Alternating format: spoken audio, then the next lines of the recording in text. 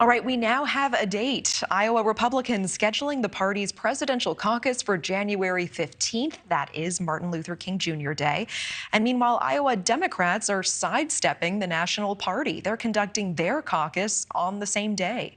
That puts the first votes in the 2024 election just about 6 months away. NewsNation correspondent Joe Khalil live for us in D.C. with the impact of all of this. Joe?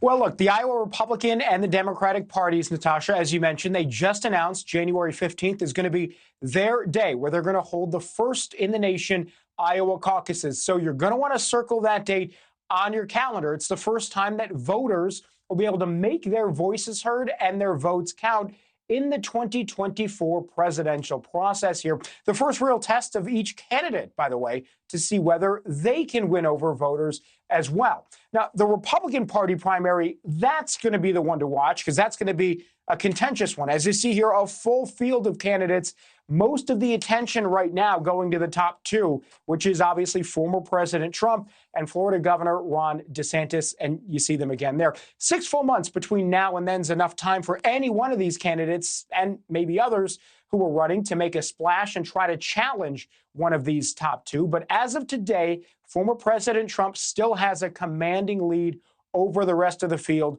in polling. He has around 53% of Republican voters in his corner today. That's according to a Real Clear Politics average of polls. And you see there compared to Ron DeSantis at 21%, Mike Pence still at a distant third, hovering around 6%, depending on the polls. Now, on the Democratic side, things may be less exciting throughout the primaries, but there could still be some drama around this process, especially in Iowa. You may remember that back in February, the Democratic National Committee voted to change their primary schedule so that South Carolina, not Iowa, would go first. And as you see here, Iowa not even in the top 5 for the first states that are going to be voting.